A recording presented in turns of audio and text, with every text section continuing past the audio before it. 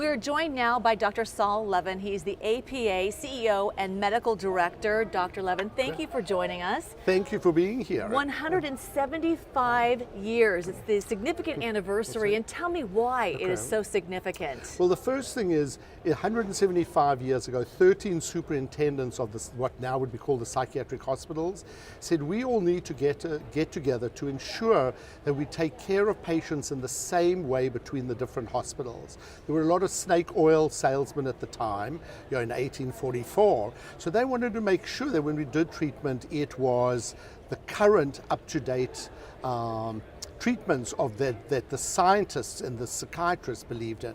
So they started this organization.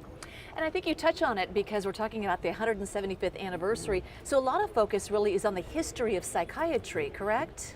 Correct. And it's not just the history. Obviously, we have 175 years to think about. But to me, even more important is what did we learn from the 175 history and into the future? Because it's the future where psychiatry is really going to change. And here's the good news, APA membership continues to rise. So what do you think is playing into that part of it?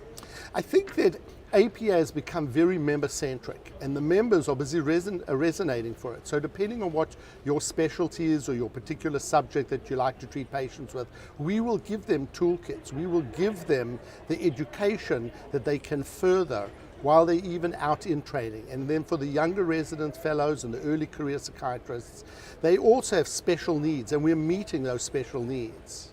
So the hot button topic always is, what is Congress doing in terms of mental health and substance abuse and substance use? Tell me about that. So, the country has finally begun to start thinking and talking about mental illness and substance use disorders. And I think the Congress is having to address it as well. 2 years ago, we did have the Comprehensive Mental Health Reform Act that was passed, bipartisan, both in the House and the Senate. But then it sort of stalled a little, and we don't have parity yet. We don't get treated the same way that, let's say, your internist or family practice doc when you go to him as a patient. And that's what we're now trying to get the Congress to do.